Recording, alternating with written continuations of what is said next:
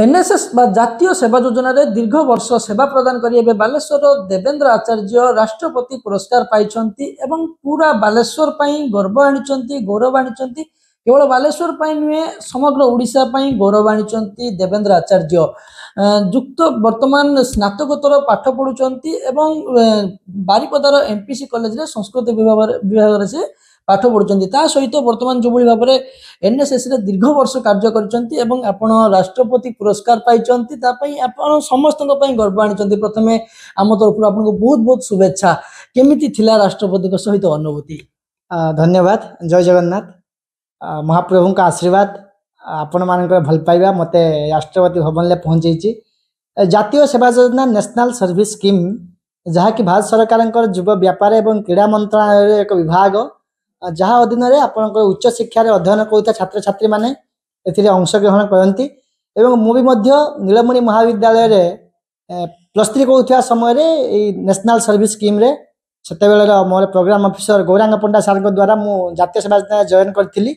जातीय सेवा योजना एमती एक संस्था एमती एक योजना जी कि पाठ पढ़ुवा समय पिला माननकु उच्च शिक्षा विभाग रे केमिति भाव में समाज सेवा भित्तिक शिक्षा प्रदान करा जाय परिबो, छात्र छात्री माने किभली भाव में समाज सेवा को अधिक गुरुत्व देबे सेटा शिखी थाए। केते वर्ष हला आपण जातीय सेवा योजना रे वर्तमान सहित कार्यरत बा सेवा करूछंती? केते वर्ष बितलानी आपण?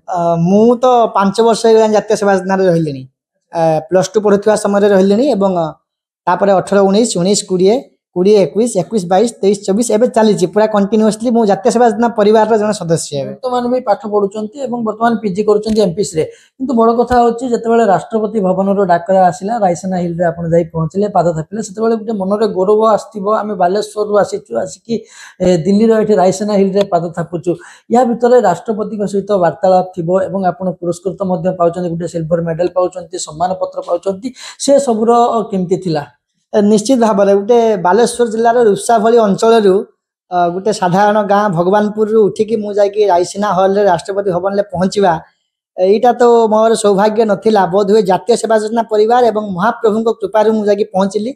निश्चित भाव में मोर जो सेवा करी जातीय सेवा योजना जहाँ जहाँ कार्यक्रम थिला से निशा निवारण हो एवं वृक्षरोपण हो रक्तदान शिविर हो एमती अनेक किसी कार्य जो गुड़ाक मुझे तार राष्ट्रपति भवन को ता पहुँची एवं राष्ट्रपति भवन एक चिठी मध्यम निमंत्रण पत्र आसला जे आपण 2022-23 मसीहार my Bharat national service scheme award पाइबा जगह बेजित होती। तेणु आपण को आगामी अक्टोबर 6 तारीख रे सोमवार दिन आपण को पुरस्कृत करा महामहिम राष्ट्रपति श्रीमती द्रौपदी मुर्मू द्वारा। आपण जाइतले जेतेबेले हम देखुछु राष्ट्रपति आपण को मेडल पिंधौचंती ता सहित मानपत्र प्रदान करछंती। छुटी किछि छोट वार्तालाप मध्ये होतला बदे आपण हंसिकी किछि कहउतले माननीय राष्ट्रपति महोदय मध्ये आपण को कहउतले से छोट वार्तालापटी कोन थिला?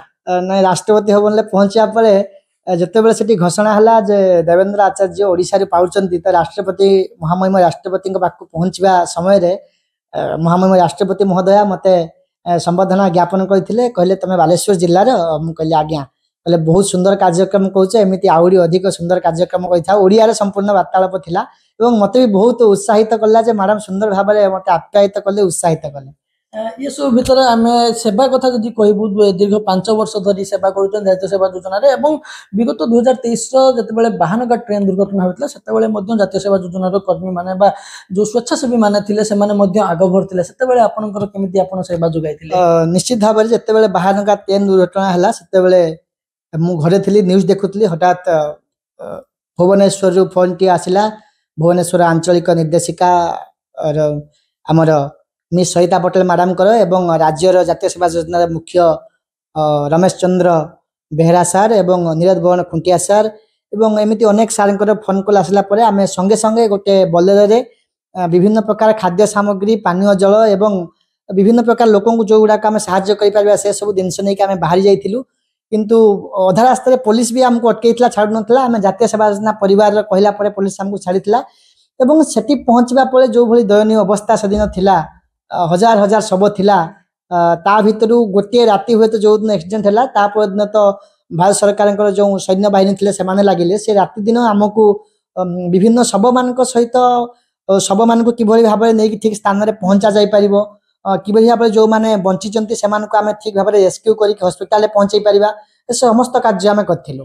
ଶେଷ କଥା ହଉଛି ଯେଭଳି ଭାବରେ ଏଇ 5 ବର୍ଷର ଅନୁଭୂତି ପରେ ଯେତେବେଳେ ଆପଣ ବର୍ତ୍ତମାନ ରାଷ୍ଟ୍ରପତିଙ୍କ ପାଖରୁ ପୁରସ୍କୃତ ହଉଛନ୍ତି, ଇଏ ପୁରସ୍କୃତ ପରେ ଆପଣଙ୍କ ଆଉ ଠିକ କେତେ ଆଗକୁ ଯିବାକୁ ଇଚ୍ଛା ଅଛି ବା ଏଠୁ ନେଇକି ଆପଣ ଆଉ କଣ ପ୍ରେରଣା ପାଇବେ?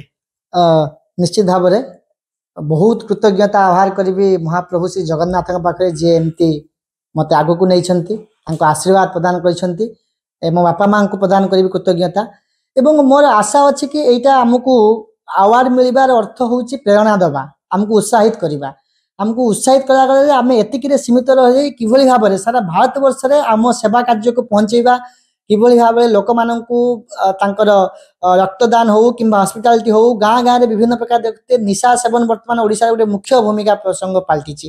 କେମିତି ଭାବରେ ଲୋକମାନଙ୍କୁ ଯୁବ ସମାଜକୁ ନିଶାରୁ ଦୂରେଇକି ରଖିପାରିବା, କିଭଳି ଭାବରେ ପ୍ରକୃତି ସୁରକ୍ଷା କରିପାରିବା, କିଭଳି ଭାବରେ ଲୋକଙ୍କୁ ବିଭିନ୍ନ ସରକାରୀ ଯୋଜନା ବିଷୟରେ ଅବଗତ କରିକି ସରକାରୀ ଯୋଜନା ତାଙ୍କ ପାଖରେ ପହଞ୍ଚେଇ ପାରିବା, ଏସବୁ ଅନେକ କିଛି କାର୍ଯ୍ୟ କରିବା ପାଇଁ ଜୀବନରେ ବହୁତ କିଛି ଏମିତି ଆଶା ଅଛି ମହାପ୍ରଭୁଙ୍କ ଅପାର କରୁଣାରୁ। ଅଳ୍ପ ବୟସ ଆପଣଙ୍କର 23 ବର୍ଷ ଏବଂ 23 ବର୍ଷରେ ବାଲେଶ୍ୱର ଦେବେନ୍ଦ୍ର ଆଚାର୍ଯ୍ୟ ଯିଏ 5 ବର୍ଷ ଧରି ଜାତୀୟ ସେବା ଯୋଜନାରେ ସେବା ଯୋଗାଇ ଆସୁଛନ୍ତି ଏବଂ ଶେଷରେ ଯେତେବେଳେ ବର୍ତ୍ତମାନ ରାଇସିନା ହିଲରୁ ତାଙ୍କୁ ଡାକରା ଆସିଥିଲା ଏବଂ ସେଠି ଯେତେବେଳେ ସମ୍ମାନିତ ହେଲେ ମାନନୀୟ ରାଷ୍ଟ୍ରପତି ମହୋଦୟଙ୍କ ପାଖରୁ ଯେତେବେଳେ ପୁରସ୍କୃତ ପାଇଲେ, ସେତେବେଳେ କୋଉଠି ନା କୋଉଠି ପ୍ରେରଣା ଆହୁରି ବଢି ଯାଇଛି, ଆହୁରି ସେବା ଯୋଗାଇବେ ବୋଲି ଆଶା ରଖିଛନ୍ତି ଦେବେନ୍ଦ୍ର ଆଚାର୍ଯ୍ୟ। ବାଲେଶ୍ୱରରୁ ଚନ୍ଦ୍ରକାନ୍ତ ଜେନା, OTV।